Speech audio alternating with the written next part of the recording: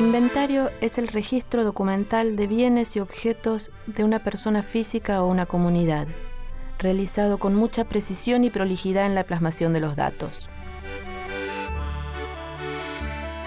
También hablamos de inventario cuando evaluamos lo que ha hecho una persona a lo largo de su vida, en momentos cruciales de su existencia, recordándolos y valorándolos.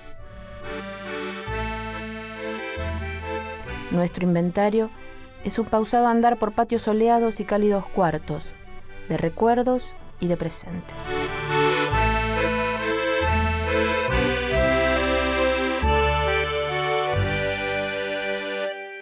Hola, Ariela. Hola, ¿cómo estás, Flor? Contame, digamos, uno puede ubicarte hoy, pero ¿cómo empezó este camino? Porque es raro tu caminito. Sí, es raro. No me daba cuenta, pero puede ser. En realidad empezó de siempre. Yo te diría de los 8 años que tengo registro de estar interesada por el arte y por... No sé si por el arte, en ese momento no lo llamaba arte. Claro. Quizás era el hacer, nunca me aburría porque siempre estaba haciendo cosas. Y incluso iba a la casa de mi abuela, donde no había materiales de arte, lo que se llama ni pinturas, y entonces pintaba con tierra, pintaba con flores, pintaba con lo que había, con papas, con cualquier cosa, dibujaba, pero con lo que había, con lo que había, ni se me ocurría que podía traer un lápiz, un marcador, algo, porque bueno, me arreglaba con las cosas que había. O sea, esto de, quizás viene de esa época, de trabajar con el resto, con lo que hay, ¿no? Con las posibilidades.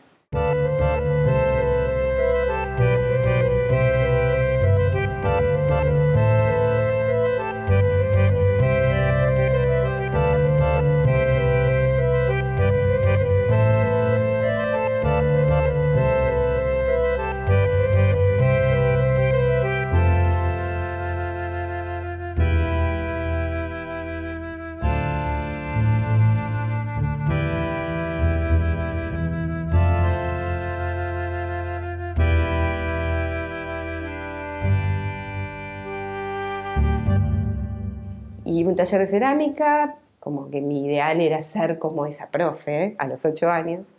Había hecho unas vasijas y escucho que se rompe algo que yo había hecho entre mi mamá y mi hermano, se les cae y se les rompe. Yo me despierto y digo, espero que me lo cuenten, que me digan qué pasó, y nadie me decía nada. Era algo que iba a quedar como oculto, les daba miedo, no sé. Y eso del ocultamiento, en ese momento hizo que yo agarre un plato de la mesa y lo tire al piso. Así, sin hablar. Una loquita importante, ya a los 8. Agarré un plato y lo tiré al piso. Como que en ese momento no tuve registro. Creo que después dije, eso que había hecho tiene que ver con lo que sigo haciendo, que es romper el silencio no con palabras, sino con hechos, o con obras, o con objetos, como era el plato. Y bueno, acá hay algo que se está ocultando, ¿no? Y eso me parece que marcó y sigue marcando algo que sigue estando en mí, que es esto de tratar de desocultar, de romper esos silencios que ocultan, en realidad, no son silencios. Pero además son cosas cotidianas, chiquitas. Totalmente cotidianas, sí. Y creo que sí, seguí por ahí también, ¿no? Con lo cotidiano, con lo que sucede dentro de la casa, que a veces no son grandes cosas, pero son las cosas que nos van como modificando como personas y bueno, era época de dictadura en Argentina y por más que yo era chica, estaba en el aire esto estaba en el aire y estaba en palabras como el silencio es salud, como esos eslogans que a mí me parecían raros. Otra vez el silencio, otra vez hay algo que esto es salud. O sea, a mí había algo que no me cerraba sin poder ponerlo en palabras, pero no sabía qué pasaba, pero era raro. En mi casa también había un silencio que tenía que ver con no poder hablar porque estaba la tele prendida, que hoy sería el celular, digamos. Esta falta de comunicación, la falta de palabra otra vez. Y bueno, era a los 12 años más o menos que yo había algo de eso que creo que también marcó algo que tiene que ver con el silencio, con lo no dicho. Contame de esta obra. ¿Qué son las fechas? ¿Qué son las fechas? ¿O no se tiene que decir? Sí, se puede. Este es una lápida, el año pasado una convocatoria de Mauricio Catelán para Art Basel. Era un cementerio para vivos. Me pareció que tenía mucho que ver con mi obra, así que me presenté con una lápida. Estaba yo, Ariela Naftal.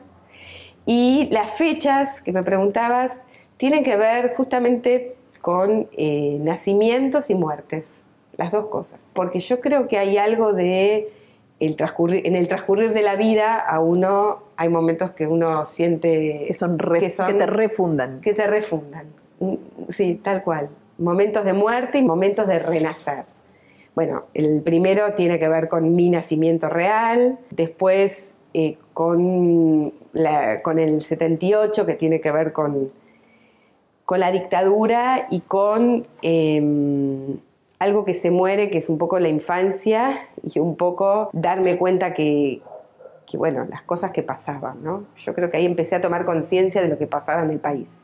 El 5 de mayo es la fecha que falleció mi mamá, que un poco hay una parte de mí que también muere. Y la última es la fecha que yo calculé que sería la edad que yo voy a tener cuando mi mamá falleció. O sea, si yo me muero a la misma edad que mi mamá, es esa fecha. Cuando muere mi mamá, y creo que pasa, después preguntándole a otra gente también le pasó lo mismo, uno se proyecta en los padres. Y cuando uno pasa la edad, transcurre la edad que tuvieron nuestros padres cuando fallecieron, uno dice, bueno, la pude pasar. Es como si uno se puede proyectar hasta ese momento. Claro. Entonces esa sería la fecha que yo, cuando murió mi mamá, dije, bueno, me quedan 30 años. A ver qué voy a hacer en estos 30 años. Sentí que la finitud se hacía presente. Tomar conciencia de la finitud para mí fue un cálculo de esa fecha. Y bueno, y yacen los restos del silencio, que sería el epitafio, porque bueno, esos fragmentos de platos que yo te hablaba antes, esos platos cortados, porque no están rotos, sino que son fragmentos, marcan los restos del silencio. Quizás por eso el blanco también aparece otra vez como el silencio, el vacío, los platos vacíos, sin comida. Y bueno, esa es la lápida en mi memoria viva. Claro.